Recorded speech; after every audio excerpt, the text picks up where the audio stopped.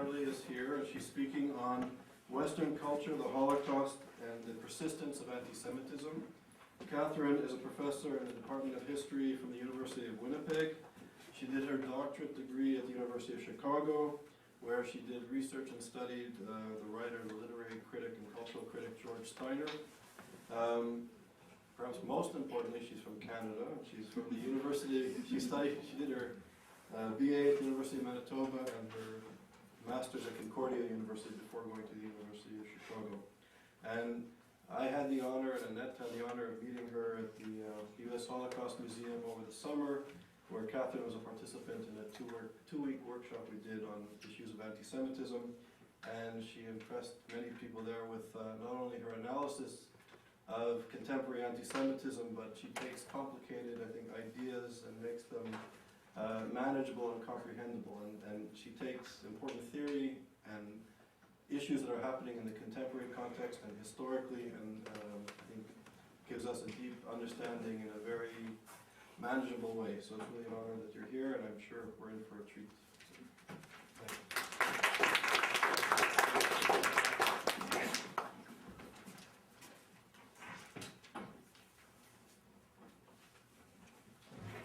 Good afternoon. First, let me begin by saying what a pleasure it is to be at Yale University, and also allow me to thank Dr. Small for inviting me to make this presentation at ISGAP. Today I spent most of the day watching the Holocaust testimony of a dear friend of mine, Philip Katz, which is housed in the Fortunoff collection at Yale. So I think it's only appropriate that I dedicate this presentation to the memory of my dear friend Philip and to his family, half of whom were murdered upon arrival in Auschwitz. The title of the paper is Western Culture, the Holocaust, and the Persistence of Anti-Semitism. In her recent discussion of debt as metaphor, Canadian author and poet Margaret Atwood admitted to, quote, assuming that the older a recognizable pattern of behavior is, the longer it's demonstrably been with us. The more integral it must be to our humanness, and the more cultural variations on it will be in evidence, end quote. This is also my assumption, but in relation to the problem of anti-Semitism in Western culture. This paper attempts to begin a conversation about an important subject that is both disheartening and rarely discussed, the persistence of anti-Semitism in post-Holocaust Western culture. Given the increasing levels of anti-Semitism throughout the world, one wonders whether Holocaust education, against our very best efforts, especially those of Holocaust survivors, has failed to educate the public about the specific nature and history of anti-Semitism. Is it possible that the dominant strategy of Holocaust universalization, a strategy perceived as necessary to make the subject accessible to non-Jews, has worked against the production of an adequate understanding of anti-Semitism in Western culture, and therefore against the exorcism of anti-Semitic thinking from Western culture? I would like to suggest that given our current context, we begin discussing the following questions. What exactly have we in the West learned from the Holocaust? Do these lessons have any, and at lessons I put in quotation marks, do these lessons have any relationship to the subject of anti-Semitism? Have we perhaps learned the wrong lessons when it comes to anti-Semitism? And finally, is it possible that this failure to understand the specific nature and history of anti-Semitism complicates the current academic and popular debates about the nature of anti-Zionism and the ongoing significance of anti-Semitism?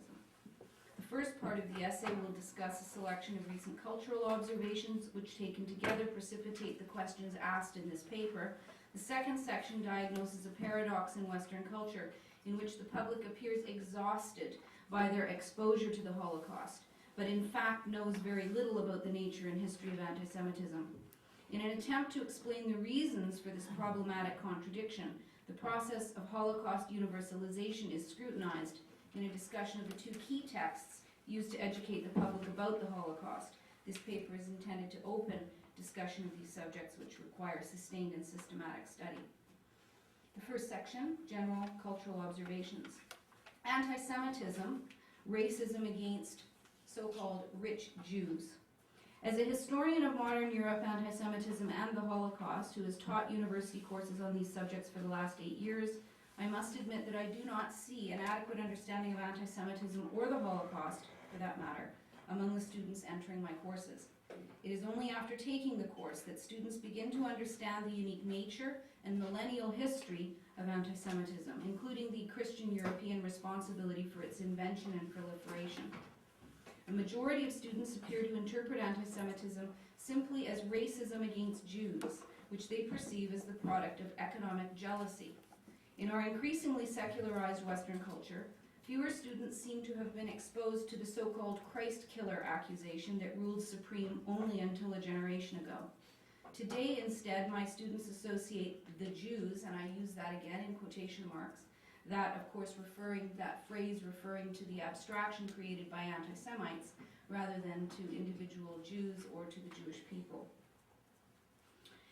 My students associate the Jews with unbridled economic success, and this is how they appear to understand the cultural hostility emanating against Jews.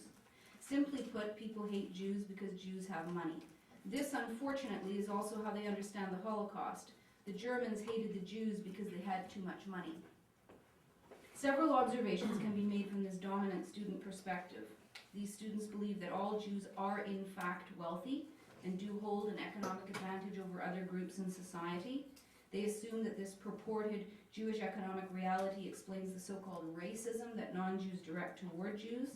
What appears to be missing from the perspective of my students, at least, is a conspiracy theory used to explain this grand level of Jewish wealth, or a revolutionary agenda to redistribute this supposed Jewish wealth.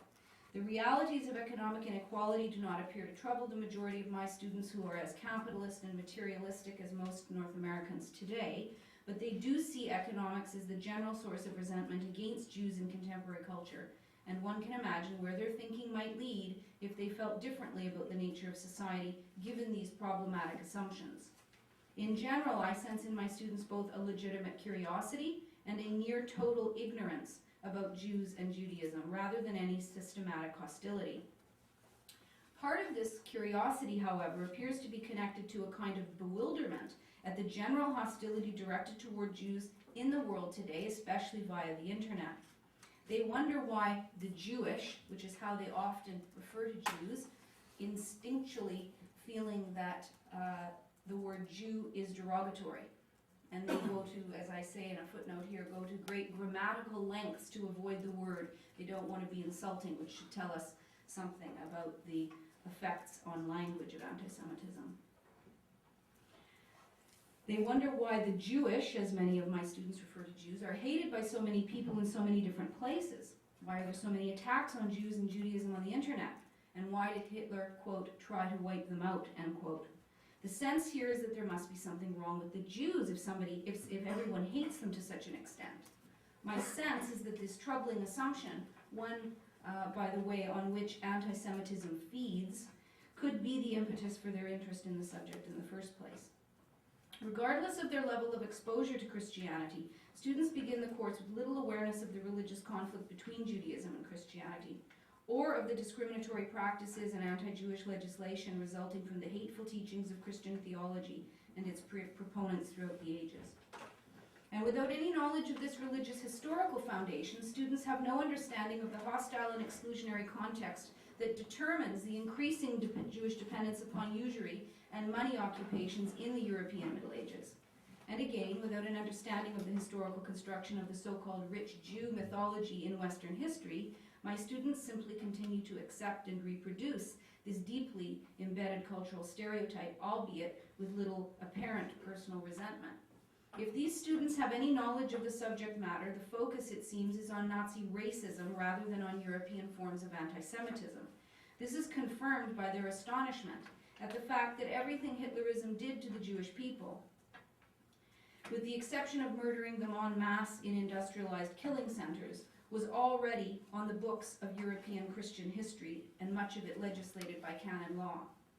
Part of the explanation for their familiarity with National Socialism is not simply that it is the result of Holocaust education, but that it is another disturbing example of the undying fascination with Hitler and with Nazism, and thereby may not reflect any real interest in Jews at all, or any concern for their fate under Nazism. Ideological equality and historical homogeneity. Another cultural current I have witnessed in class and elsewhere is a tendency for people to freely compare anti-Semitism to any and all forms of bias or prejudice, and the Holocaust to any and all acts of violence in contemporary culture and human history. In Canada, one of the current problems under discussion is the history of residential schools, which were established by the government in the 19th century and administered by the Catholic, Anglican, United, and Presbyterian churches until 1969, when the government again assumed control until 1996, when the last school was closed. These schools, numbering 130 in all, institutionalized 150,000 Aboriginal, Métis, and Inuit children, taking them away from their families and communities, banning their traditions, suppressing their languages, in the effort to, quote, civilize these children, or more accurately, to force their assimilation into Canadian society. Additionally, there was a very high level of physical abuse and sexual molestation experienced by these children at the hands of priests and nuns, and this has resulted in an enormous amount of psychological and physiological damage, largely through alcohol and drug addiction, to Aboriginal families and to their communities. And some now refer to this period of Aboriginal history in Canada as the Canadian Holocaust. I have observed that those who compare anti-Semitism indiscriminately to other forms of prejudice and the Holocaust to any violent event in human history know very little about the events they compare, and next to nothing about the specific history and nature of anti-Semitism or the Holocaust. They assume that the similarities between violent, disparate historical events far outweigh their differences, largely because human beings are involved, and we are now thought to be more alike than different. Very often these comparisons are reduced to the common theme of human suffering anyway, which few of us really want to try to compare. While there are certainly basic similarities in all violence and criminality, I would like to suggest that studying Canadian residential schools to understand Auschwitz is just about as useful as studying the history of anti-Semitism in order to understand the dispossession and destruction of indigenous populations in the Americas. But this is precisely the point. These comparisons have very little to do with the goals of scholarship or any concern for historical accuracy. Instead, they reflect our contemporary cultural obsession with equality and inclusion. It is surely one of the ironies of the post-Holocaust period that Holocaust education helped to create our current obsession with racism and its antidote of equality, and it is this obsession that too often eclipses anti-Semitism and disfigures the Holocaust. Comparison, or more accurately, equation, allows people to elide difference and to amalgamate all human suffering, and therefore build solidarity between people. How can anyone argue with such a humane agenda? However, as a historian, one wonders what exactly is similar about residential schools designed to forcibly assimilate Aboriginal children into Canadian society, that is, to, quote, kill the Indian and save the child, end quote, and Nazi death camps designed to gas and burn an entire people conceived of as a racial bacillus. In the final analysis, these phenomena actually share very little in common. In fact, what their comparison does illustrate very clearly is the categorical difference between the nature and operation of Canadian colonial racism and that of homicidal Nazi anti-Semitism. But these are differences, and differences violate the spirit of the entire comparative enterprise. Perhaps historians obsessed as we are with cultural and temporal specificity are ill-equipped for such an endeavor. However, this impetus for human homogenization appears to be very popular with many people, even some historians. Several years ago, the chair of the history department in which I was teaching told me in no uncertain terms that the Holocaust should be taught comparatively. Afterward, I wondered why a Canadian labor historian should have such strong feelings about the nature and contours of my field, anti-Semitism and the Holocaust, and why he should feel so empowered and tell me how to teach a course in my specific area of specialization. I would never do this.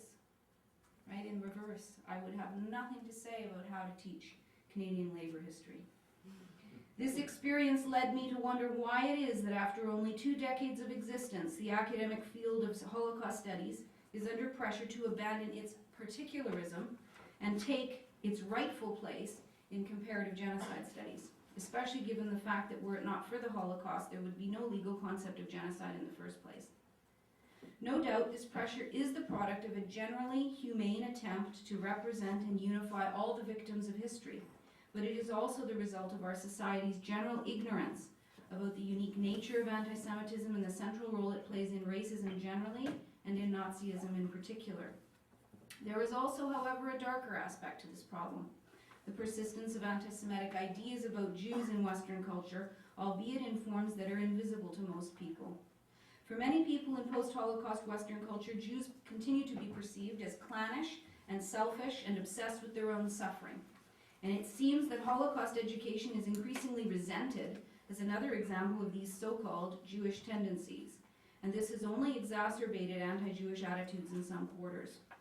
In the world today, Jews are generally not perceived as victims, except perhaps during the Holocaust, but then they are often casually placed among Hitler's other victims: the Roma and Sinti peoples, Slavs, the disabled, gays and lesbians, political and religious dissenters of all sorts, and anyone else harassed by the regime.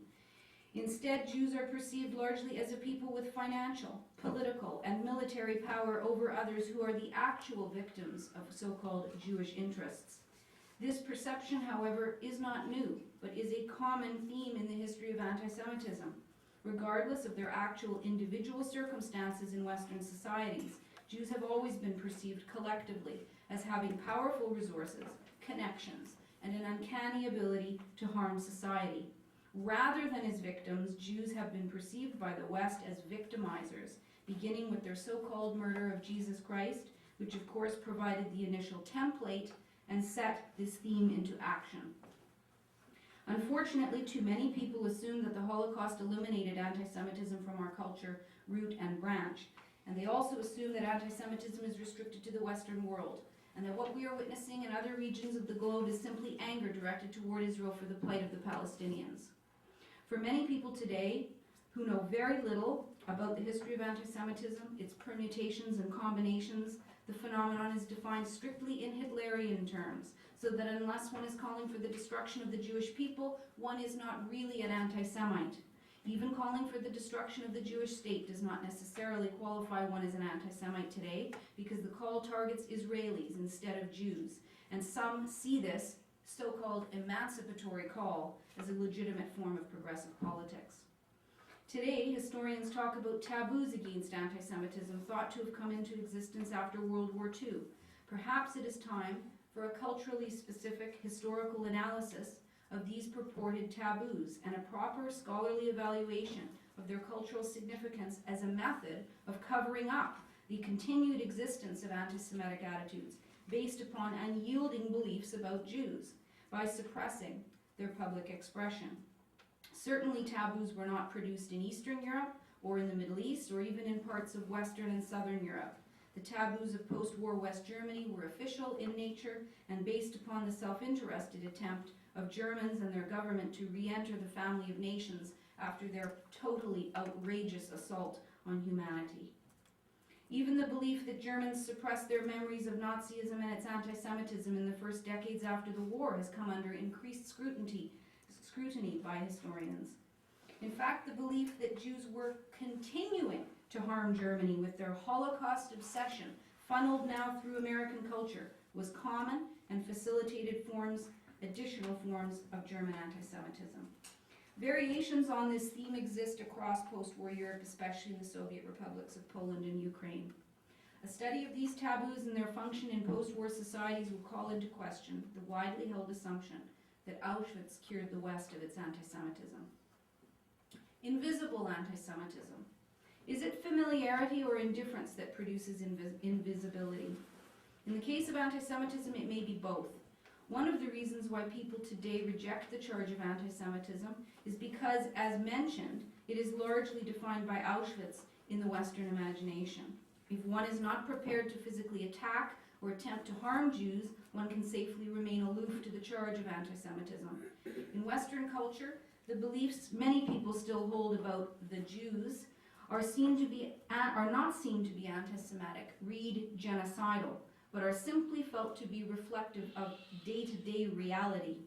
In other words, what some of us identify as anti-Semitic ways of thinking, most people see as simply reflective of a reality in which the Jews are in fact wealthy, in fact powerful, in fact connected to one another, and in fact working together, another phrase for conspiring, to protect their own communal and individual interests, which today of course include the fate of the State of Israel.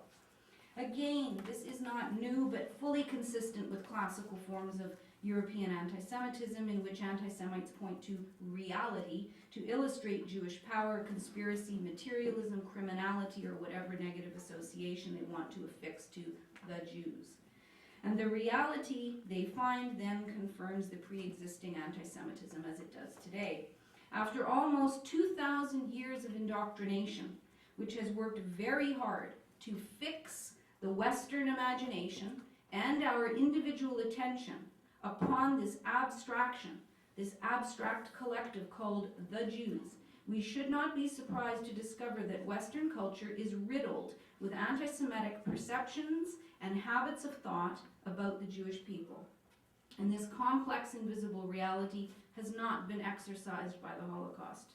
Negative beliefs and attitudes about Jews are so normal, they are so ingrained in Western perceptions and attitudes that people, both Gentiles and Jews, are simply unable to recognize them for what they are. Like a second skin, anti-Semitic thinking has become invisible to many people. Very much like sexism in our current culture, anti-Semitism is minimized and ignored and generally presented as a problem of the past. This dynamic in the treatment of contemporary sexism was clearly evident in the recent Democratic and Republican primary campaigns and in their coverage by the press. As demonstrated by those working in the print and electronic media, both women and men engage in this process of denial and obfuscation when it comes to addressing sexism, and they do so for a number of political and personal reasons. Similarly, Jews and non-Jews jointly participate in the current attempt to discount and suppress the legitimate discussion of anti-Semitism as a serious problem, animating far too many discussions of Zionism and the State of Israel in the West, in so-called progressive circles, in the media and in the Islamic world. Here there are no doubt personal and political motives at work as well. For women and Jews, one might argue that they deny the existence of sexism and anti-Semitism respectively in the attempt to protect themselves, both psychologically by denying the threat against them in the first place, and also by aligning themselves with the dominant culture of denial and then enjoying a privileged place within it. Certainly, women who deny the persistence of sexism are as valuable to the dominant culture as are Jews who deny the ongoing existence of anti-Semitism. Both are used as evidence of the lack of sexism and anti-Semitism at work in our culture. This again is not new in the history of anti-Semitism. Jewish converts to Christianity, the more prominent the better, were used in this way to confirm the truth of the gospel for centuries. Some Jewish conversions were so valuable to the church that the Pope himself officiated. And these new Christians, fluent in Hebrew and Talmud, were then employed against their brethren in formal public disputations against Judaism and in the many trials that consigned the Talmud to the flames. A striking example of overt anti-Semitism, given wide coverage on American media and yet entirely invisible to the broadcaster, the reporter, and the public, was the so-called Obama ghost, which aired on American news on the 16th of October 2008 during the Democratic primary campaign.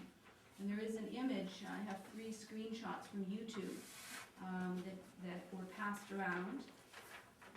You might want to take a look at those images. The first one is of the Obama ghost. The second one makes it clear that there is a Magen David on the head of the ghost.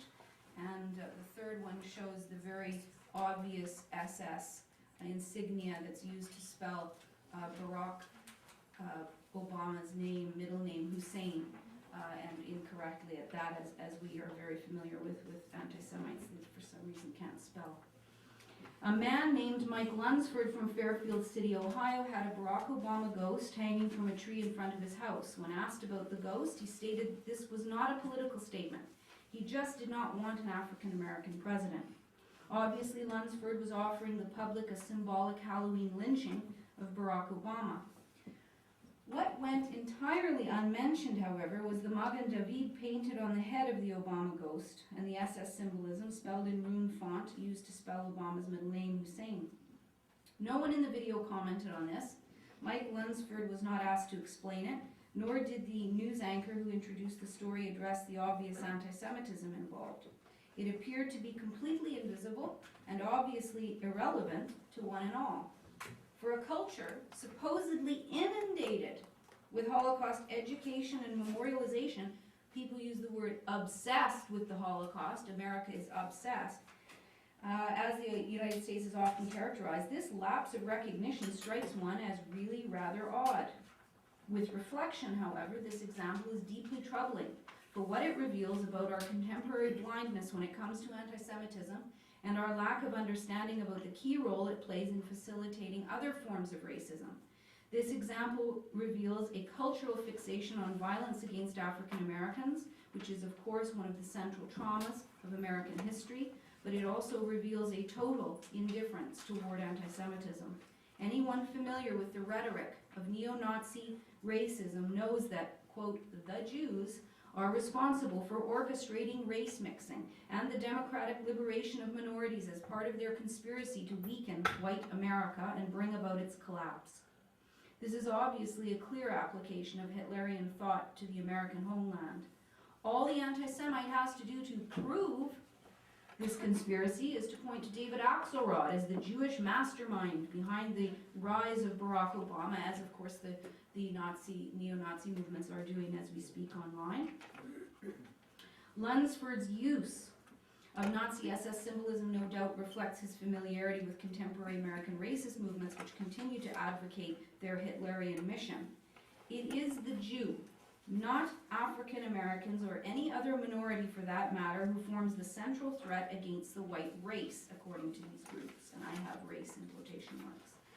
The world's ethnic and religious minorities and any emancipatory movement that advances their cause are the vehicles through which the Jewish conspiracy operates.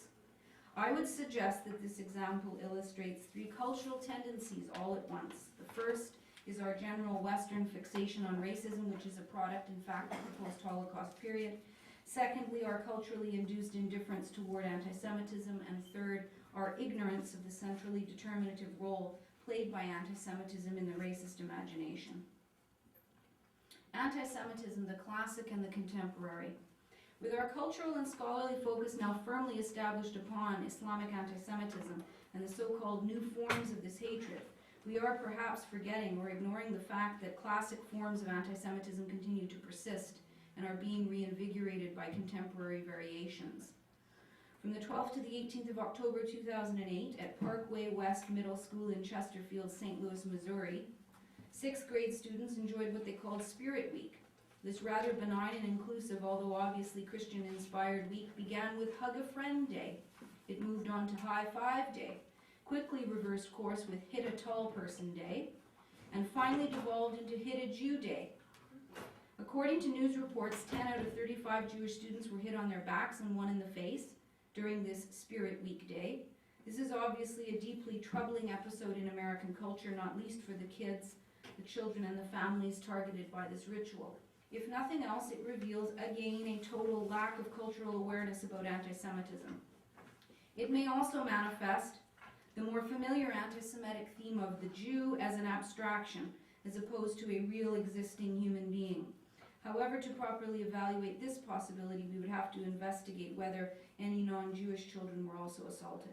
It is telling, however, that there was no Hit a Chinese Person Day or Hit a Black Person Day or Hit a Girl Day, although one can imagine that these were in the pipeline had this school ritual continued. The question that we should be asking is why in 2008 in Chesterfield, Missouri, a suburban upper-middle-class community west of St. Louis, the first ethnic minority group targeted for physical abuse by a group of 6th graders were Jews. The official response to this eruption of violent anti-Semitism was not to teach the children or the larger community that socializes them about the specific history of anti-Semitism, but to have the kids study the Holocaust later that year. This would allow teachers to convert this experience into teachable moments, as teachers refer to them, using well-established forms of anti-bias education and diversity training. Last year at the University of North Dakota, aviation student Scott Leibovitz was targeted as a Jew and harassed by fellow students in residence. In addition to swastikas being painted in the dormitory stairwell, Leibovitz was taunted, chased, and threatened with a pellet gun. Finally, Scott as a Jew was smeared in ice cream on the elevator door in his dorm. After the staff in residential services refused to register Leibovitz's first complaint, and the university administration ignored the anti-Semitic nature of his harassment, the Jewish Students Organization on campus took their cause to the media. These students number between 15 and 20 out of a total population of 13,000 students, the vast majority of whom are Christian and have a European heritage. In addition to its troubled history with the Aboriginal peoples of this region over the ongoing use of the offensive Fighting Sioux mascot, UND is also famous for its acceptance of $100 million in 1990 from casino mogul and alumnus Ralph Engelstadt, despite the fact that he had a photograph of Hitler in his office and was known to celebrate the German dictator's birthday. In a recent interview with the Forward, UND professor of philosophy Jack Weinstein admitted that he can no longer, quote, in good conscience encourage Jewish students to come to UND, end quote. These two examples occurred in American educational environments, precisely the place where many assume anti-Semitism no longer exists. Is it possible that both Jews and Gentiles, albeit for different reasons, have become immune to specific forms of Western anti-Semitism? Have we simply accepted certain types of anti-Semitic attitudes and dynamics as normal in Western culture? Is there so much anti-Semitism present in the world that our attention and resources have to be directed toward only the most radical forms? One of the problems facing scholars today is this current conception of anti-Semitism as old and new. Old anti-Semitism is precisely the type discussed in this paper which many assume no longer exists in post-Holocaust Western culture. New anti-Semitism is believed to be that emanating from the Islamic world, including its European diaspora, and the so-called progressive end of the political spectrum worldwide, despite the fact that both of these forms have well-worn histories of their own. This inaccurate conception of old and new anti-Semitism leads to a minimization or outright elision of already existing anti-Semitism, which never passed away after the Holocaust, and it blinds us to the connective ties that continue to exist between classic and contemporary forms of anti-Semitism. We know that Christian anti-Semitism was imported into every region of the world dominated by European powers beginning in the 15th century and continuing for hundreds of years thereafter. Scholars like Matthias Kunzel and Jeffrey Herf are currently investigating the contemporary implications of the very conscious Nazi strategy to export their own version of homicidal anti-Semitism into the Middle East. The anti-Semitic fruit of these two European trees planted abroad is now being imported into the West via the internet. There now appears to be a conscientious strategy on the part of contemporary anti-Semites in the Islamic world to build an alliance with the West against the Jews. In fact, the non-Western reading of Western anti-Semitism, which is obviously millennial and culturally comprehensive in nature, empowers these individuals to use this strategy in their war against Israel. Their strategy is to weaken the relationship between the Western nations and the State of Israel, and between Jews and their non-Jewish neighbors in the West, by reactivating the anti-Semitic animus in Western culture. Ahmadinejad is the most obvious exemplar of this conscious strategy, and his recent address to the UN General Assembly betrays as much. And here I'll quote from his address. The dignity, integrity, and rights of the American and European people are being played with by a small but deceitful number of people called Zionists. Although they are a minuscule minority, they have been dominating an important portion of the financial and monetary centers, as well as the political decision-making centers of some European countries and the US, in a deceitful, complex, and furtive manner. It is deeply disastrous to witness that some presidential or premier nominees in some big countries have to visit these people, take part in their gatherings, swear their allegiance and commitment to their interests in order to attain financial or media support. This means that the great people of America and various nations of Europe need to obey the demands and wishes of a small number of acquisitive and invasive people. These nations are spending their dignity and resources on the crimes and occupations and the threats of the Zionist network against their will." End quote. In the Western world, the Jews have for millennia been demonized collectively and conceptualized as nihilistic operatives working against the goals of humanity, whether defined as Christian, enlightened, proletarian, or even Aryan. The Jews have been associated in the most concrete and abstract ways with every conceivable form of evil known to Western culture.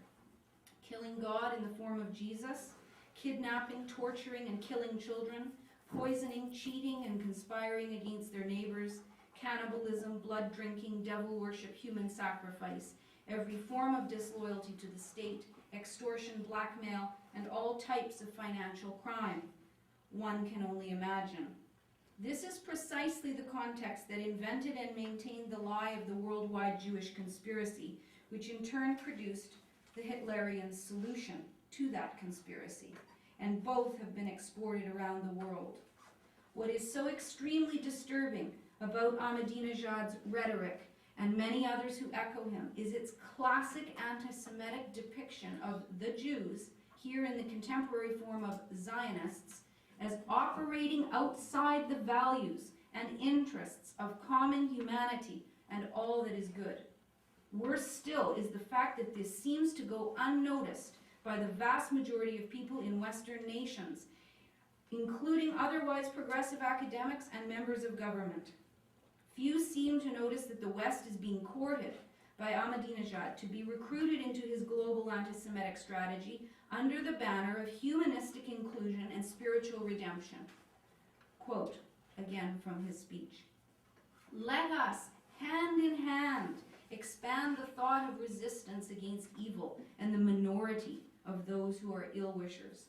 Let's support goodness and the majority of people who are good and the embodiment of absolute good that is the Imam of time, the promised one, who will come accompanied by Jesus Christ, and accordingly design and implement the just and humanistic mechanisms for regulating the constructive relationships between nations and governments. O great Almighty, deliver," notice he does not use the word Allah, "O great Almighty, deliver the Savior of nations, and put an end to the sufferings of mankind and bring forth justice, beauty, and love." End quote. The leader of Iran is making headway in this strategy. This past December, Britain's Channel 4 gave Ahmadinejad the honor of delivering their so-called alternative Christmas message, stating with characteristic Western democratic aplomb, quote, "We are offering our viewers an insight into an alternative worldview," end quote. For those of us who study anti-Semitism, we know that his views are not quite alternative enough, but are far too common these days. Those familiar with his strategy to unite the Islamic and Christian or formerly Christian worlds against the Jews see this small Christmas coup as a victory for him and a serious defeat for us. For those who dismiss Christian anti-Semitism as a thing of the past, two immediate examples of its continued presence and influence, however muted, should act as a corrective.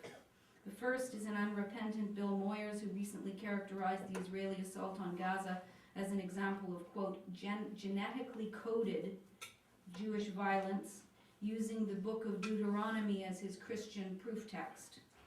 The second example is the Pope's recent rehabilitation of an anti-Semitic British bishop who is also a Holocaust denier. Leaving aside the problem that this German Pope was a member of the Hitler Youth and that this should have disqualified him automatically from becoming Christ's vicar on earth, the fact that Richard Williamson's anti-Semitism went unnoticed by the Vatican in their reassessment of this man's renovation as bishop, the Pope claims not to have known about his views, reveals a disturbing level of anti-Semitism, or tolerance thereof, in the institution most responsible for it in the first place, as well as an astonishing indifference to the Catholic relationship with the Jewish people. Given Ahmadinejad's terrible strategy, the lack of Western engagement with the subject of anti-Semitism, and the resulting ignorance as to the specific nature, history, and ongoing presence in Western culture is cause for worry and remains a serious problem that requires our scholarly attention. How am I doing?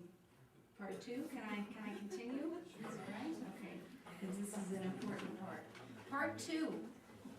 Holocaust universalization and the persistence of anti-Semitism. Apparently, we live in a world that is obsessed with the Holocaust, obsessed with anti-Semitism and Jewish suffering, a world that restricts all negative discussion about Jews and the State of Israel and censors itself out of the fear of being branded anti-Semitic. The reality, I'm afraid, is actually the reverse. We live in a world that knows next to nothing about the reality of the Nazi final solution to the Jewish question. A world that cares little about the problem of anti-Semitism and the effects of its lies and libels upon Jews and on our larger society, because it has not been forced to confront it in any serious and sustained way. With a few exceptions, our world is a world that knows little about the history of Jewish suffering, which has been understood by Christians traditionally as a divinely inspired punishment anyway, and cares even less about the suffering of strangers.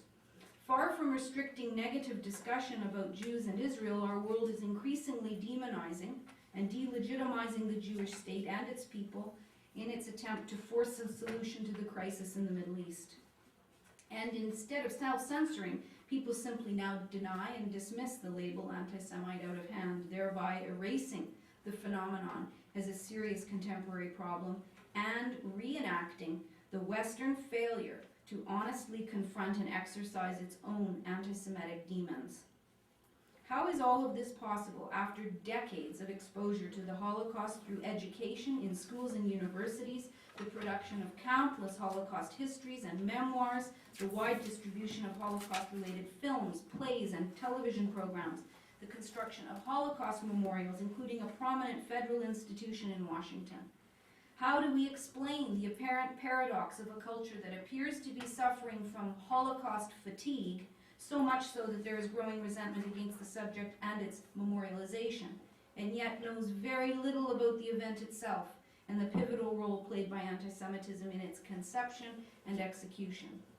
To answer the question, we must begin to examine the history of Holocaust education and try to assess exactly what people have learned about the Holocaust and anti-Semitism over the last several decades.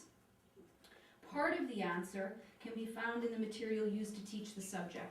The two central texts used by teachers and parents and professors to educate students about the Holocaust are the Diary of Anne Frank and Elie Wiesel's Night. Each book records the experience of a child and early adolescent during the years of the Holocaust. One in the occupied Netherlands and the other in Romania, which becomes Hungary as of August 1940, and later Auschwitz. Both books have been celebrated for decades, but also criticized for their universalization and not so subtle elision of the Jewish experience under Nazism. This is especially so in the case of the Diary of Anne Frank, first published in Dutch in 1947, immediately after the war, translated into French and German in 1950, into English in 1952, and then you had a play staged on Broadway only 3 years later. Instead of discussing the long and detailed controversies over the book and its theatrical applications, this section will examine several trenchant critiques of the text that deserve our renewed attention. In 1960, Bruno Bettelheim wrote a psychosocial critique of the Broadway play and the Hollywood film, which came out in 1959 for Harper's Magazine, in which he focused his attention not so much on Anne's text, but on our use of it and our reaction to it. For Bettelheim, the larger culture's universal and uncritical response to the diary reflects, quote, our wish to forget the gas chambers, end quote, and instead take comfort in the false belief that Jews could retreat, quote, into an extremely private, gentle, sensitive world, despite being surrounded by a maelstrom apt to engulf one at any moment, end quote. Even more offensive is our fetishized treatment of her famous statement, in spite of everything, I still believe that people are good at heart, to which the story is often reduced. when in fact Anne had written those optimistic words well before the attic had been sold out by a Dutch informant for about $1 per person, the inhabitants deported to the camps, her mother killed, and she and her sister Margaret suffered abject death by typhus in Bergen-Belsen in April 1945. This lesson about the goodness of people, given the actual history of Anne Frank and her family, is patently false, and Bettelheim believes that it creates an equally false sense of optimism, misleading readers to imagine Anne surviving the war. And in fact, recent pedagogical studies of the diary have demonstrated just this. Students have been shown to characterize Anne's diary as, quote, more hopeful than sad, end quote, as a story of survival, even a love story. They appear to manifest a deep-seated resistance to the truth of her death in Bergen-Belsen, which was described by one young man as ruining the story for him. Bettelheim also argues that the platitude about human goodness, quote, releases us effectively of the need to cope with the problems Auschwitz presents, end quote.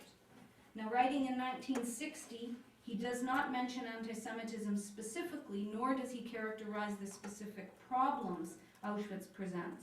But today we know that without anti-Semitism, there would not have been an Auschwitz. And yet the diary allows its readers to disregard this reality entirely. Here, then, is a perfect example of the way students and the larger culture are exposed to the Holocaust and yet learn nothing, in particular, about the problem of anti-Semitism. Lawrence Langer makes an important observation about the book in this regard. Instead of providing any actual information about the Holocaust or anti-Semitism, Langer argues, the diary, quote, enacts in its very text a designed avoidance of the very experience it is reputed to grant us some exposure to, and thus her work helps us to transcend what we have not yet encountered, nonetheless leaving behind a film of conviction that we have, end quote. Powerful. And it is this false conviction that both impedes a cultural engagement with anti-Semitism, and as we shall see, actually reproduces anti-Semitism in relation to Israel. In a devastating critique by Cynthia Ozick, the diary is described as Baudelarized, distorted, transmuted, traduced, reduced, infantilized, Americanized, homogenized, sentimentalized, falsified, kitschified, and in fact, blatantly and arrogantly denied. Like Bettelheim and Langer, Ozick denies the value of this text as a Holocaust document. To make her point, she proceeds to reconstruct the actual fate of the Frank girls based upon the testimony of Belsen survivors, including Anne's schoolmate Hannah Goslar. Quote, Margaret fell dead to the ground from the wooden slab on which she lay, eaten by lice, and Anne, heartbroken and skeletal, naked under a bit of rag, died a day or two later, end quote. Equally important to Ozick's graphic truth-telling is her revelation of the very real de-Judaization of this book, revealed by the publication in 1995 of additional diary material that had been removed by her father Otto, subsequent publishers and translators. Comparing editions now reveals that Otto Frank removed Anne's numerous references to Judaism, including those describing Yom Kippur. Additionally, the Zionism of Anne's sister Margaret, as well as the Hebrew the family sung at Hanukkah, were deleted from the Hackett Broadway script approved by her father. Additions that distort Anne's story were invented by producer Lillian Hellman, who inserted lines like, quote, "We're not the only people that have had to suffer. There have always been people that have had to, sometimes one race, sometimes another," end quote. Even worse, perhaps, Otto Frank allowed the translator of the German edition, Anneliese Schutz, to either remove or revise Anne's passages about Germans. For example, in her list of house rules, some of you may remember them, Anne writes, "Use of language. It is necessary to speak softly at all times. Only the language of civilized people may be spoken. Thus, no German." The German translation reads, "Alle Kultursprachen, aber leise." All civilized languages, but softly. Schutz justified her methods of distortion and exculpation as necessary because a book, quote, "for sale in Germany, cannot abuse the Germans," end quote. Ozick tells us that a German drama critic admitted that the theatrical version of the diary allowed Germans to, quote, "see our own fate the tragedy of human existence per se, end quote. And so, as Alvin Rosenfeld has observed, Anne Frank has become a ready-to-hand formula for easy forgiveness, and of all things, as Ozek says, a vehicle of German communal identification. One is reminded of Theodor Adorno's discussion of a German woman who left the play in 1959 saying, quote, "Yes, but really at least that girl ought to have been allowed to live," end quote. The fact that Adorno characterizes this disgusting remark as a first step toward insight, for which he appears to be grateful, illustrates the pervasive anti-Semitism in post-war German culture and the ongoing complicity of Germans in these crimes as late as 14 years after the war. It would not be until 1991 that Germans would have the opportunity to discover the original content of Anne's diary. Ozek describes Otto Frank in what are thought to be typically German Jewish terms: secular, assimilated, and bourgeois, but also accommodating, even deferential in relation to Gentiles, and especially toward Germans. She interprets his primary role in distorting the diary of Anne Frank as the result of his social need to please his environment and not to offend it.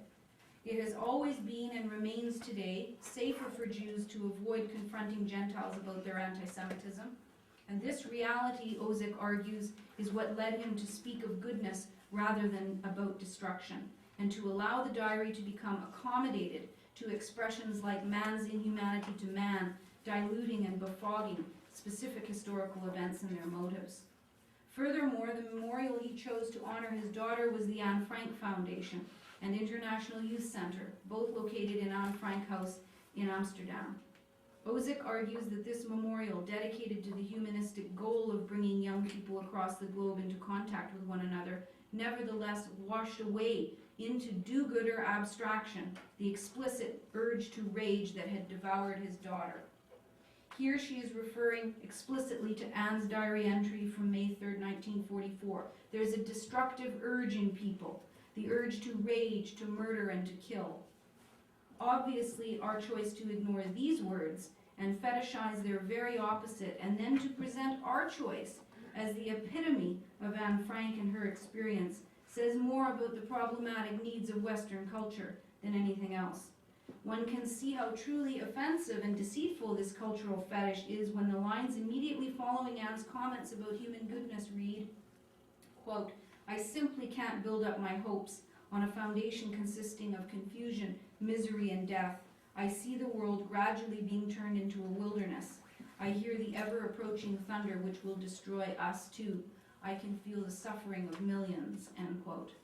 Our misuse of her words is actually perverse, as suggested by Griselda Pollock, in that we make the victim herself provide bystanders and even perpetrators with comfort in our distress at encountering her suffering. Do I have time to talk about night? Yes? Okay, I know, I'm sorry, it's already an hour. The second Holocaust text used in the classroom is Night, Elie Wiesel's memoir of his experience as a young Hasidic boy in Sighet, Romania, the destruction of his family and his community, his struggle to survive in Auschwitz, and the liberation of Buchenwald. The book was first published in French in 1958 with the help of French Catholic writer François Mauriac, and translated into English 2 years later. Despite the fact that the Jewish child in this text is Hasidic, and therefore less familiar to readers than the more assimilated Anne of the diary, the major trope of Night is nonetheless universal: the collapse of faith in a God who can no longer possibly exist after Auschwitz. Moreover, the book is Christological in places, such as the image of the hanging Jewish boy in Auschwitz, which serves to make the text accessible and meaningful to a Christian audience. Mark Anderson interprets this Christology as a conscious strategy with problematic implications. Evoking Christ's crucifixion even as it denies the existence of God, Wiesel's account of Auschwitz turns into a religious drama accessible to all readers, Jews and Christians. It becomes a moral tale about the sanctity of angelic children rather than a historical meditation on Nazi crimes and Gentile complicity. Like the Diary of Anne Frank, we now know that there's an earlier version of this text too, which is not dominated by universal themes, but articulates a Jewish point of view that is justifiably furious at the non-Jewish world. Elie Wiesel wrote an 800-page manuscript in Yiddish immediately after the war, and 250 pages of it were published under the title Und die Welt hat geschwiegen, and the world kept silent, in 1956 in Buenos Aires. In this earlier text, Wiesel describes the Jewish context of his childhood in elaborate detail, but he also conveys the realities of Jewish rage and the desire for revenge. In her study of the two Wiesel texts, Naomi Zeidman explains that instead of the absence of vengeful thoughts in night, the Yiddish version states that, quote, newly liberated Jewish boys ran off to Weimar to steal clothing and potatoes and to rape German girls, end quote. There is also additional material at the end of the text, non-existent in night, which conveys Wiesel's anger and frustration at the anti-Semitic continuity of post-war Europe. Quote, now 10 years after Buchenwald, I see that the world is forgetting. Germany is a sovereign state. The German army has been reborn. The bestial sadist of Buchenwald, Ilse Koch, is happily raising her children. War criminals stroll the streets of Hamburg and Munich. The past has been erased, forgotten. Germans and anti-Semites persuade the world that the story of the 6 million Jewish martyrs is a fantasy, and the naive world will probably believe them. If not today, then tomorrow or the next day. So I thought it would be a good idea to publish a book based on the notes I wrote in Buchenwald. I am not so naive to believe that a book will change history or shake people's beliefs. Books no longer have the power they once had. Those who were silent yesterday will also be silent tomorrow. This, unfortunately, is not the Elie Wiesel the world has come to know. This Jewish survivor who accuses Europe of complicity and condemns a silent world, Zeidman argues, was supplanted by the French Catholic survivor haunted by metaphysics and silence. And so, as with Anne Frank's diary, the specificity of Jewish experience, an experience that is specifically determined by anti-Semitism, is sacrificed to the wants and needs of the dominant Gentile world. And what is worse, the Jewish survivor is then co-opted by his surrounding Christian culture as a potent emblem of martyrdom, of suffering silence, thereby enacting and reinforcing a tradition responsible for anti-Semitism in the first place. In conclusion, this essay has tried to suggest that the primary Holocaust texts used to teach the subject both universalize and Christianize the experience of Jewish suffering in an attempt to make the subject matter accessible and meaningful to non-Jews. This was perceived as necessary after the war due to the anti-Semitic nature of post-war Western culture. There was a general hope, however, that non-Jews would learn, would somehow imbibe that anti-Semitism was wrong from reading these stories and eventually from a curriculum that focused on the general evils of discrimination and racism and promoted a doctrine of universal human rights. Today, Holocaust education forms the basis for a new type of civic education. Instead of learning about the nation, or provinces, or states, or even one city, young people learn about war and genocide, and increasingly in a comparative framework, and the new civic values of peaceful reconciliation and human rights. In countries like Canada and the United States, this also presents an opportunity to celebrate ourselves in the form of the American Constitution, the Canadian Charter of Rights and Freedoms, and our allied role in liberating Europe from Hitler. This is precisely the conclusion that is presented in the permanent exhibit of the United States Holocaust Memorial Museum, and it is the basis for the conception of the new Canadian Museum for Human Rights, scheduled to open in Winnipeg in 2012. By the way, that began as a Holocaust museum. It is now a human rights museum. There is no doubt that Holocaust education has had a positive influence on Western society. It has helped to create our contemporary concern with fighting racism and promoting human rights, and it has generated our current interest in the historical and contemporary problems of genocide and of war crimes. The problem, however, is that it has not produced a corresponding concern about anti-Semitism, and this has created serious problems for the State of Israel and for Jews worldwide.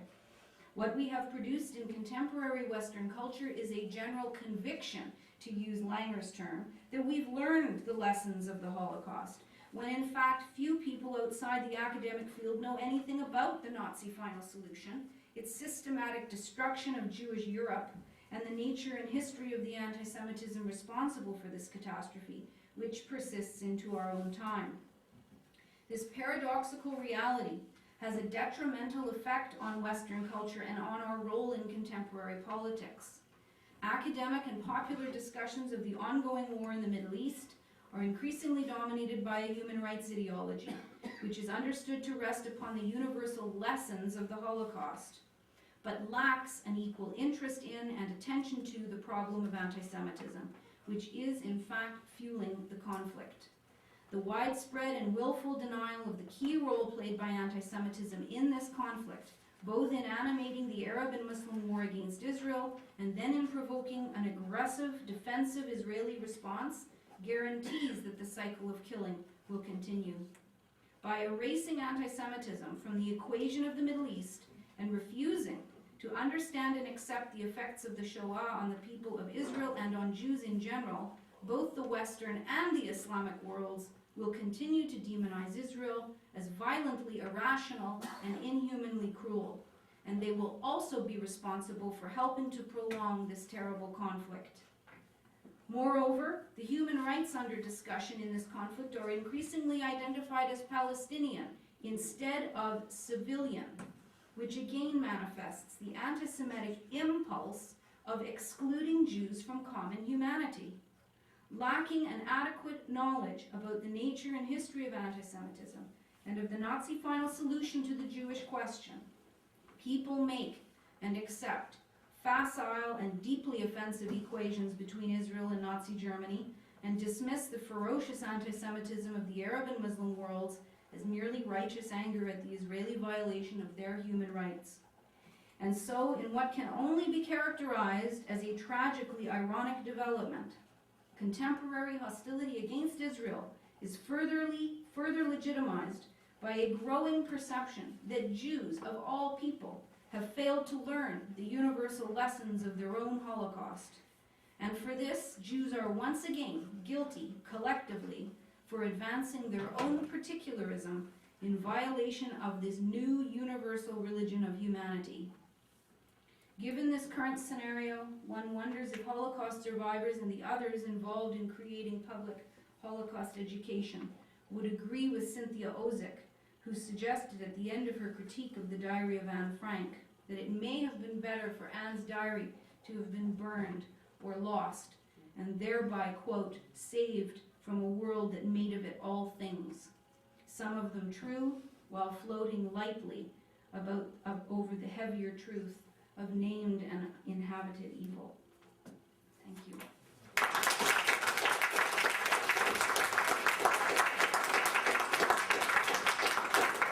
So Catherine has agreed to take some questions, and first of all, thank you very much for a really brilliant paper and very much thought-provoking and troubling paper, and that you really are able to harness so many ideas and issues into the contemporary challenges that we face. It's really, your contribution is really appreciated.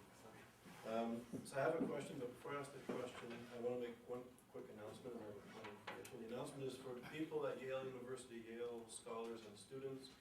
Tomorrow morning at 10 a.m., Catherine is having a very informal discussion with us at ISA. Tomorrow morning at 10 o'clock at 77 Prospect in ISGAP. So whoever would like to come, you're welcome. And just, so I have a question, but before I ask the question, I have about 20 questions, but we'll ask one. Just a point of clarification, could you, how do you define Western culture? You guys don't have my footnotes.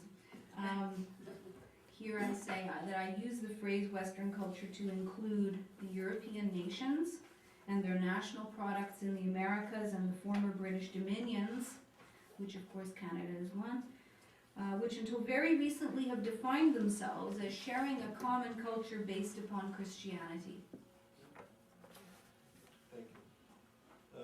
Okay, so my question is this. I think, first of all, your comments about Ahmadinejad and Iran at the United Nations is extraordinarily important. And your insights and analysis of this speech is important.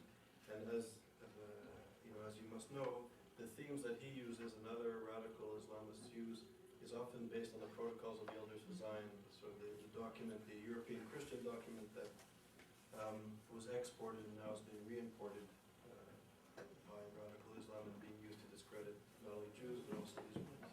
And he is speaking, as you say, to the dispossessed, and he has the ear of too many people in South Africa, when the deputy foreign minister made comments about how Jews are controlling the American economy and Wall Street just after the meltdown, speaking to an audience of 20,000 people, this received the greatest applause. That there is something happening among the dispossessed that we need to hear, and thank you for mentioning that. My question is, you seem to, in your analysis, distance yourself, or distance your understanding of anti-Semitism from various forms of racism, which I find interesting and I want to challenge, and yet at the same time you sort of come back to comparing and looking at the similarities between anti-Semitism and sexism. So I find that interesting, if you can clarify why you do that. And just as a footnote, for somebody, I'm also Canadian and I studied sort of Canadian colonial history. And the Canadian experience is interesting because there's the French and British competing colonial models. And the French colonial model is very much an assimilationist approach, which the Métis experienced sort of the French dominant impact on them. But the British, who were more sort of segregationist and I would say genocidal, were very much segregating the indigenous or the First Nations population from the settlers. And I did some work on what happened in Newfoundland, which is always wonderful. The Beothuk. Right, so the Beothuk were completely wiped out, exterminated. The last person died in 1841. Her name was Sawandowit, and she died of natural causes, but she was the last person of Beothuk descent to die. They were completely wiped out, and for 132 years the British hunted them as sport and annihilated them. In St. John's, Newfoundland, all the elementary school kids are taken to a museum in St. John's of the Beothuk people. Their skeleton remains, and there's a whole history that kids go to. And in my writings, I compared what the Nazis were trying to create a museum for the extinct Jewish race. And although I would certainly argue that the Holocaust is different in many ways and should be perceived as different and unique in many ways, there are similarities between European notions of superiority, of objectifying, racializing the other, which are common to what the Jews experience. So I wonder if you could comment on all of that. Okay, now I've forgotten your first question, but I'll answer the second and you can refresh I my will, memory. thank you. Yes, but one thing, you and I can talk about this after.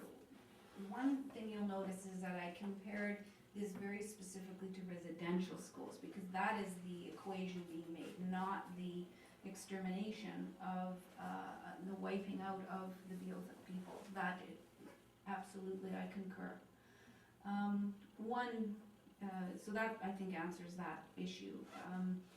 As far as the Canadian colonialism and is it genocidal, it is certainly culturally genocidal. Genocide, of course, is a term. I don't know how many of you have actually read the convention, but the definition is extremely broad. So there's no question that there is a genocide of Indigenous peoples in Canada and certainly in the United States, where the American Army took a much more active role in their destruction. Another original trauma of this country that is overshadowed by slavery and the African American history. I guess the one difference, one of the differences, it always strikes me when I'm teaching the Holocaust, just the other day showing the PBS film that everybody should see called Auschwitz Inside the Nazi State, which is really the cutting edge documentary. It's a source, it's not just a documentary, it's actually a scholarly source written and produced by historians, the leading historians. The pictures that were flashing on the screen of these Jewish children who were rounded up in France, they look like you and me. That's the difference. That's one of the differences, just right off the top of my head, is the people who are involved in this, both Jews, who are as European can be, particularly when we're talking about Western assimilated Jewish communities, and Germans. And this happens in the middle of the 20th century. That, I think, for many scholars is, and I know for the man that I wrote my doctorate on, George Steiner, that's it. By the 20th century, we should have been making some bloody progress. If we want to talk about the French and Canadian colonial policies, we're talking about 15th, 16th, or 16th, 17th, 18th, 19th century and into the 20th century. But by 1939, you'd think that the idea that this kind of racism and imperialism is applied to your own European neighbors is something that is just entirely bizarre.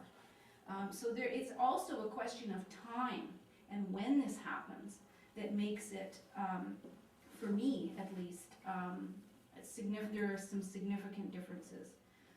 Let me leave that there, but what was the first question? Because I wanted to answer that question. Okay, so I would say I don't think it's bizarre given the history of ideas and theology that you outlined so eloquently. I don't think it's bizarre, but we'll leave it.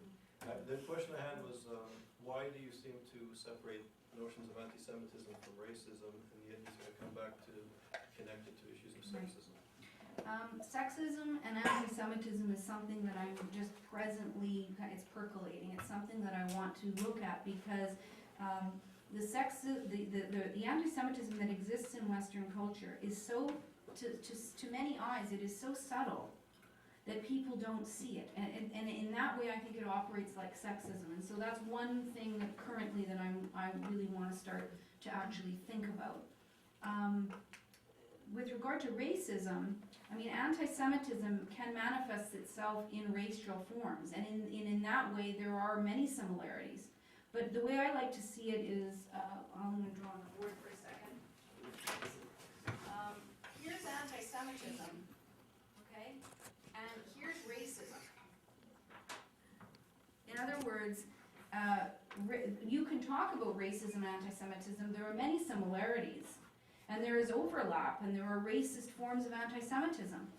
But racism doesn't explain anti-Semitism. Anti-Semitism predates racism, first of all, by a good 1,500 years. You can't talk about, it's hard to talk about European racism until it actually is put in terms of race, right, which is 19th century, late 18th.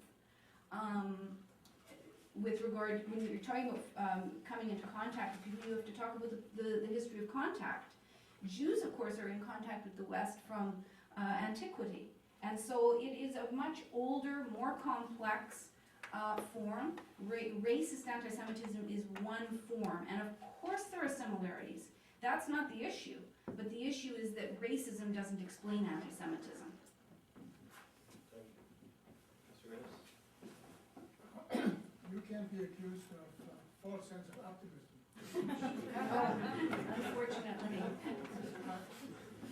Following what was said about the Canadian historical case, I wonder about this uniqueness of the Holocaust. I mean, you have the Rwanda case, you have the Baha'i, the Kurds, Tutsis, Armenians. I don't really see why you insist on the uniqueness of the Holocaust. That's first question. The second question I have is, you were very good at criticizing Anne Frank and Michel's work. What would be the literature you'd go to as a kind of a mainstay of teaching about anti-Semitism?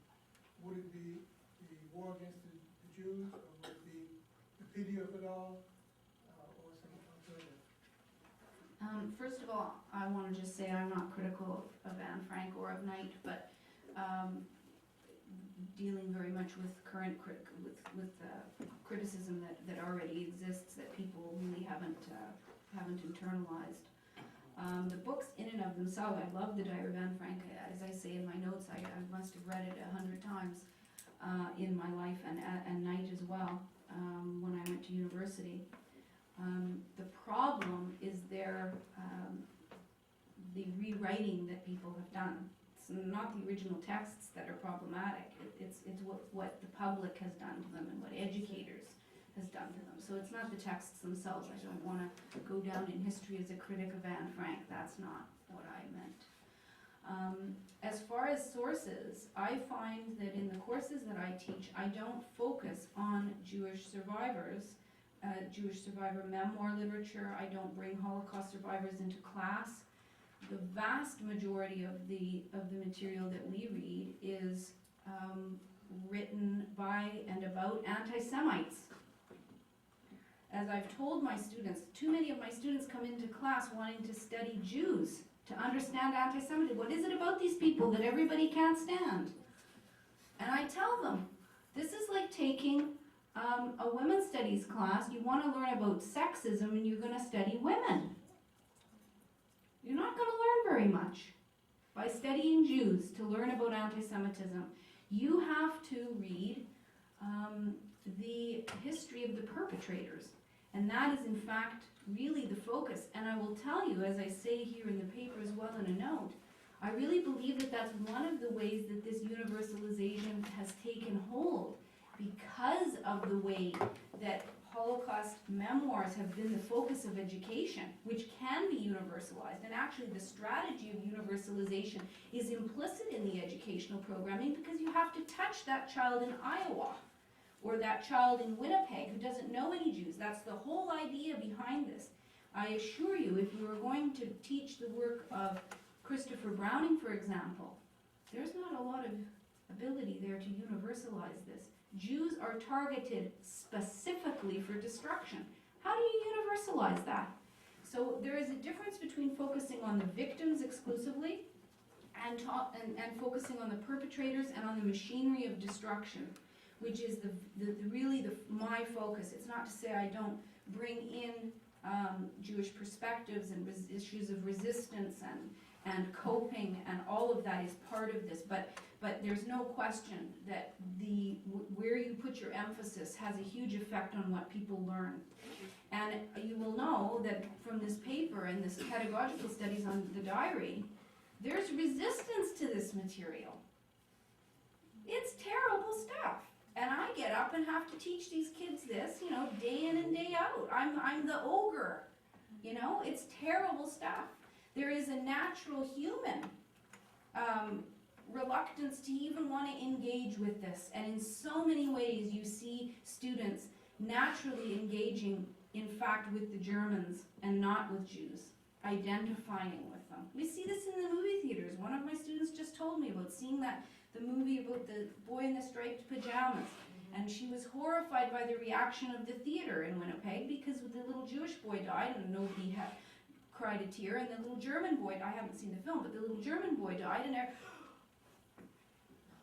so there is a lot going on in the material, and it really matters where you put your focus. And I think that for myself, I think those books are fine, but it depends on how they're taught. That's another part of it. And I would definitely use the definitive edition of the diary. And perhaps what we need is a publisher who's going to translate the Yiddish version, so that we can of Night, so that we can teach that in class as well. I have a question about the universalization that you talk about, and I think we sort of skip, or maybe it's not revealed too much, but one arena where this universalization happens, and very early, is in the places where the Holocaust also happened, in communist Russia, in communist Poland, in communist Romania, just as an example, in all these places where sort of there's both an anti-Semitism campaign by the regime and also a drive to universalize the Holocaust. And I think this communist discourse has also had a great influence on the way the West or Western Europe or whatever thinks about the Holocaust. So I think there's also that element of universalization through communism, through the left, that I think is also important for this discussion. So it's more of a comment. I agree. I was wondering how you would take someone like Daniel Goldhagen's work, who sees anti-Semitism as a small part of a larger reason for the Holocaust. I think that the biggest problem with Goldhagen's work, which has been critiqued ad nauseum, is it really is the case that miraculously this phenomenon disappears in 45. And of course, just to explain that to people, Goldhagen argues that there is such a thing as exterminationist anti-Semitism, and it's unique to Germany. That alone is problematic idea if you know the history of anti-Semitism, which runs deep in all European countries. and in German history, many German historians, of course, have rejected this entirely, including Holocaust historians. So that's the argument. And of course, if there is this strain of exterminationist anti-Semitism that is kind of within Germans, or at least absolutely central to German culture, then how exactly does this end when the Americans impose democracy on the West, on West Germany in 1945? Miraculously, it disappears. This is one of the reasons, of course, why the book was trashed by scholars and loved by the German public. The German public stood in lines to listen to Goldhagen, and one of the reasons why people figured out finally what is with this book, it paints such an ugly picture of Germany, why do they like it? They like it because it's done. In 45 it's done, it's gone. And of course it isn't gone. It isn't gone in Germany, and it isn't gone here.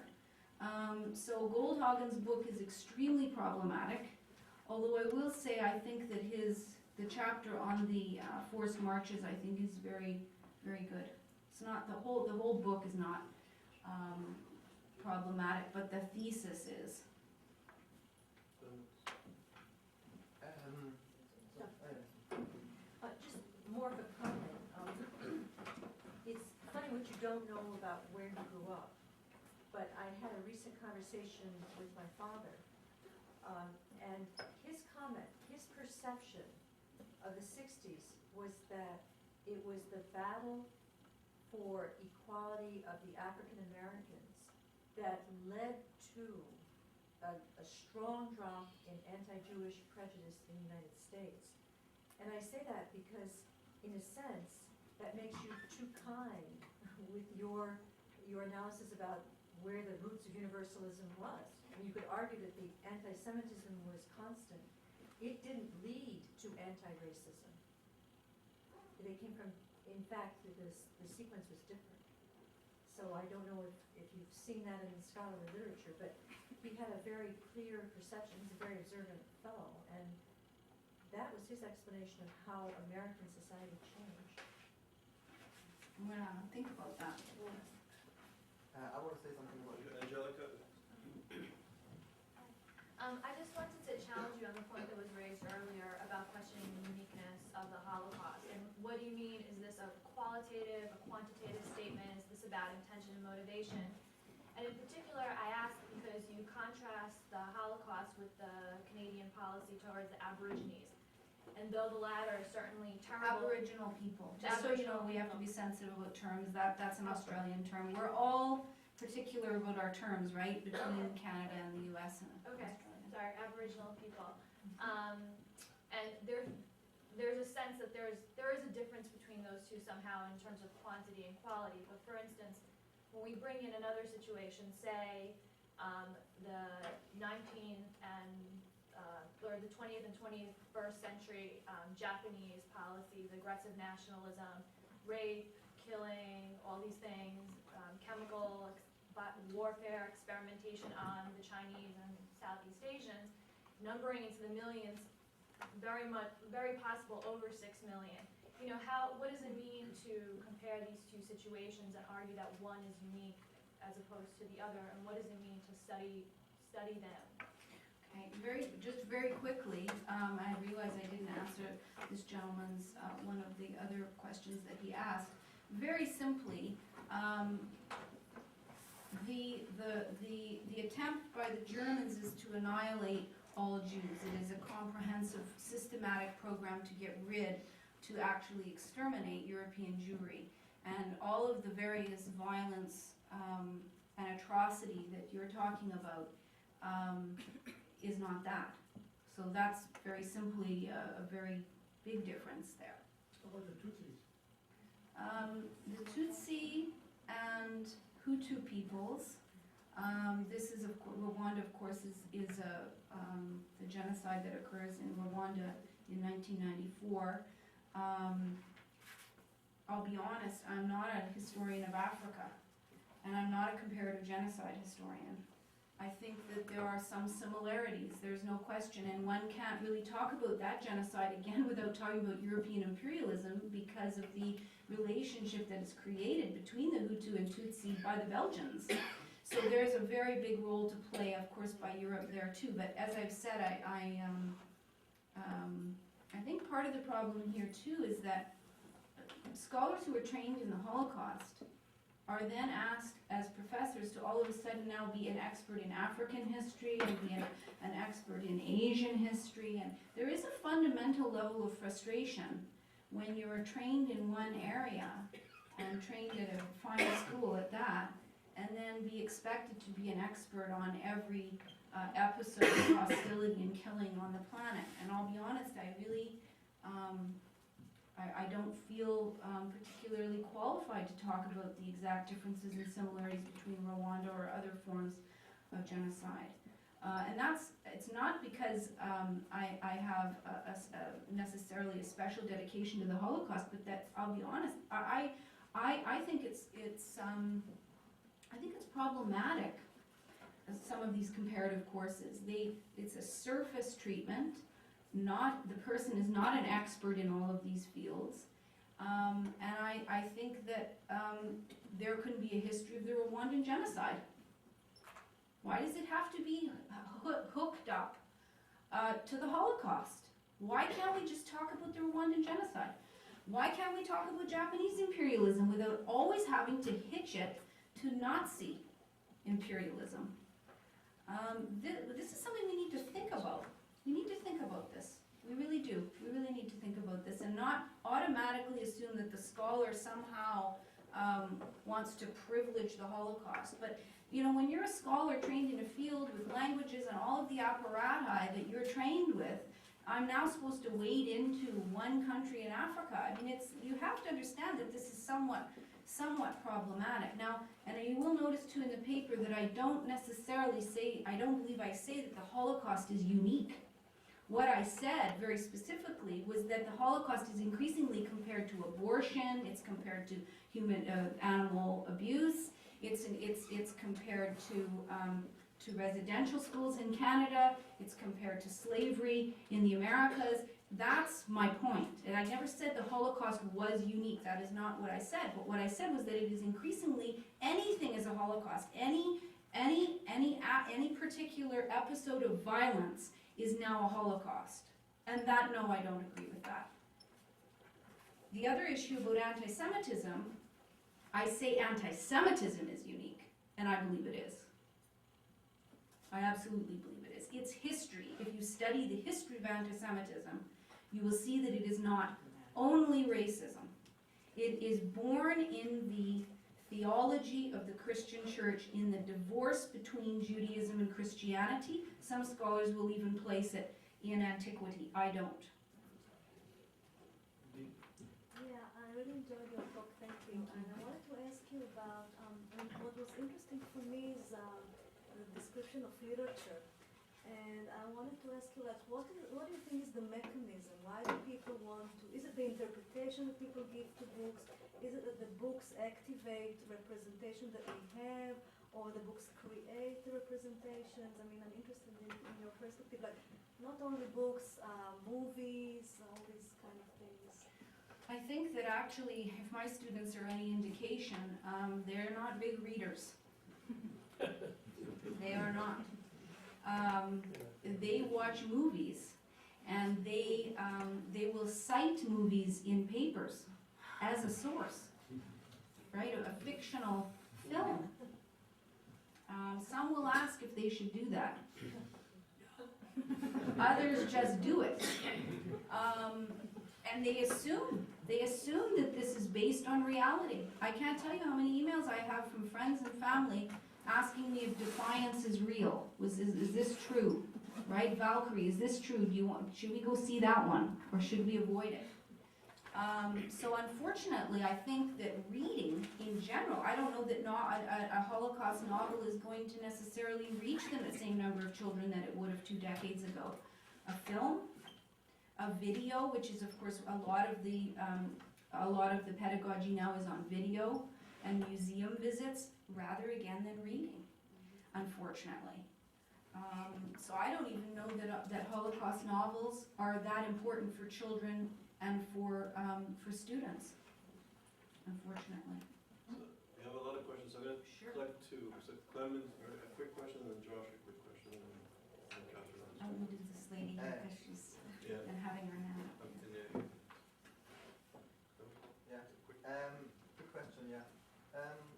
What was not mentioned from you and from anyone else is the fact, and this makes the Holocaust, of course, unique. It was a senseless destruction of European Jewry. I mean, from the context I'm coming from Germany, this is a kind of, in that scholarly level, common sense. This is the core of the Holocaust. It was a senseless killing. I mean, there was no purpose. In Rwanda, in Japan, there's a purpose. In Canada, there's a purpose to make them civilized or to make money with them, whatever. There was no purpose in Auschwitz, and that's the point. Yeah, I understand what you're saying, Clemens, I do. Let me just fill that out a little bit.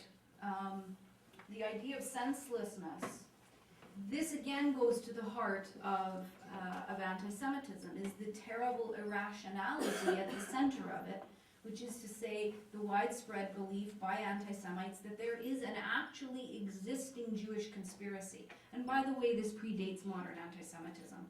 This is another problem I have with some of the analysis. The conspiracy is in Christian theology. It pre-exists there. Very little of it does not exist there. Okay? So yes, exactly, that there is this fundamental irrational commitment to the belief in a Jewish conspiracy that is animating all the evil in the world and that is going to bring us to the edge of destruction if we don't act against it, which is of course what makes anti-Semitism so dangerous, because the belief spurs you on to create a movement to react against it. Right? It is provocative by its very nature. It's calling out for action against Jews to destroy this conspiracy that threatens the world. And this is still what we see today. This is the same dynamic, the same movement, the same ideas, the same conceptions. And that is what is fundamentally irrational about it. It's not a conflict over land. It's not a conflict over culture necessarily. It's not a fight over property. It's, and I agree with you, Clemens. I think that you can actually take away many of the things that people compare to the Holocaust by using that analysis. Maybe not all, but most. Like over the decades, I have heard excellent talks. Yours is one of them. Thank you very However, anti-Semitism is blooming.